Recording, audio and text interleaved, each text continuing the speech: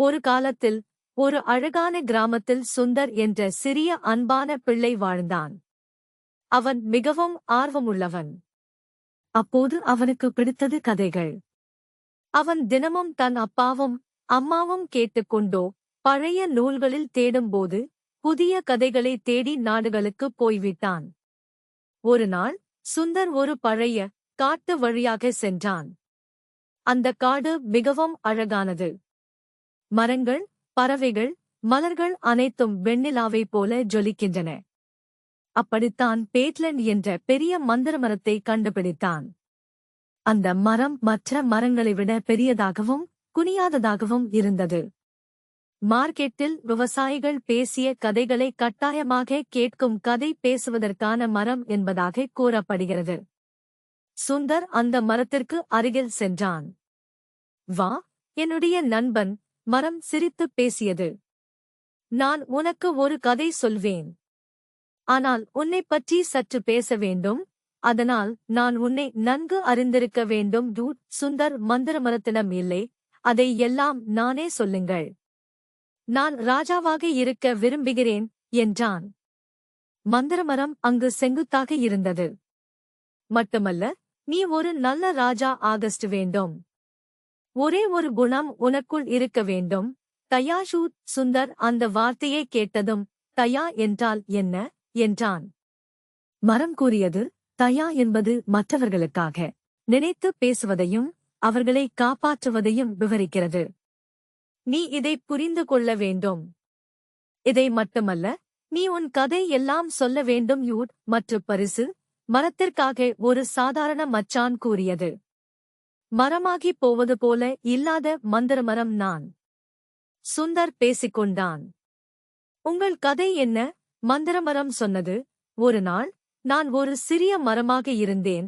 ஆனால் என் நண்பர்களுக்கு உதவாமல் நான் வளர்ந்தேன். அதன் பிறகு நான் மற்ற மரங்களை காப்பாற்றவும் வன்பொருட்களை தரவும் முயற்சிக்கிறேன். அப்போது நான் பெரும்பாலும் மதிக்கப்படுவதற்கு முன்பு நான் ஒரு பெரிய மரமாக மாறினேன். சுந்தருக்கு மந்திரமரத்தின் கதை மிகவும் பிடித்துக் கொண்டது. எப்படி நான் உங்களைப் போல வலிமை பெற்றான் என்றான். உங்கள் மனதில் உள்ள மரங்களைப் போல படிக்க வேண்டும். தாயாரிடமும் நண்பர்களிடமும் அன்புக்கு பயன்பட வேண்டும். உனக்கு அன்பு இருக்க வேண்டும். அது உன்னை வலிமையாக மாற்றும். சுந்தர் அந்த வார்த்தைகளை மனதில் வைத்து தன் கிராமத்தில் கவலைக்குரியவர்களை மகிழ்ச்சியாக்க முயற்சிக்கிறான். அவன் தன்னுடைய நண்பர்களுக்கே பெரும்பாலும் உதவுபவன் ஆகிறான். நிறைய கதை சொல்லித் தரும்போது மந்திரமரத்தின் சொந்த கதை உனக்கு வேண்டும் என்பதை உணர்ந்து கொள்கிறது. அந்த நாளில் சுந்தர் மந்திரமரத்திற்கு வருகை தந்தான். நான் உன்னுடன் இருக்கிறேன் என்றான். நான் உங்களுக்காகவும் என் நண்பர்களுக்காகவும் உண்மையாகவும் நடந்து கொள்ள விரும்புகிறேன். நான் ஒரு சில கதைகளையும் சொல்ல விரும்புகிறேன். மந்திரமரம் மகிழ்ச்சியாக இருக்க நீ ஒரு நல்ல ராஜா ஆகிறாய் என்றது. உனது தயா மற்றும் அன்பு மற்றவர்களுக்கு உதவும். இதுவே தன்னுடைய மீட்பு. அந்த நாளில் சுந்தர் தனது கிராமத்தில் தவிர்க்கப்பட்டவர்களுக்கு உதவக்கூடிய புதிய கதைகளை சொல்வதற்காக திரும்பினான். ஒருவருக்கொருவர் கதைகள் பேசுவது, ஆரவாரம், அன்பு என்கிற மரம் ஆவி தொடர்பான வலிமைகள் உருவானவையாக மாறின. மந்திரமரம் அழகில் விட்டுவிட்டது.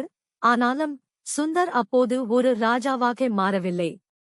ஆனால் அவனுடைய மனதில் உள்ளதை மற்றவர்களின் கதை பேசுவதால் பெரிதும் வளர 3 வரை இருந்தது. இந்த வகையில் சுந்தர் எப்பொழுதும் கதைகள் பேசும் மந்திரமரத்தை நினைவில் வைத்துக் கொண்டு அவருடைய அன்பையும் தயையையும் அனைவருக்கும் பரிபாலிக்கவே இன்பமடைகிறான்.